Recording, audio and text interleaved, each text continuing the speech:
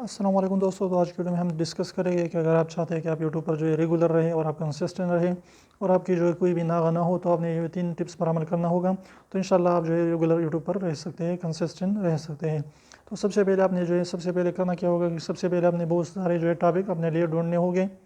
یعنی جو بھی آپ کا کیٹیگری ہے اس میں بہت سارے جو ہے اپنے ٹاپک جو ہیں اپنے رجسٹر میں لکھنے ہیں یا موبائل میں لکھنے ہیں، تو جہاں پر بھی آپ لکھ سکتے ہیں تو اس کو سب سے پہلے آپ نے بہت زیادہ ٹاپک لکھنے ہوں گے۔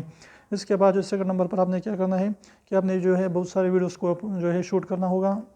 یعنی سب سے پہلے جو ہے اپنے بہت ساری ویڈیوز کو اس سے جو ہے ان ٹاپکس میں بنانا ہوگا۔ کم سے کم آپ سے ایڈوانس میں 15 سے لے کر جو ہے 30 تک آپ کے پاس ویڈیوز ہونا چاہیے۔ اگر آپ کوئی بھی وجہ سے جو ہے مصروف رہتے ہیں تو وہاں پر جو ہے اس ویڈیوز کو آپ اپلوڈ کر سکتے ہیں۔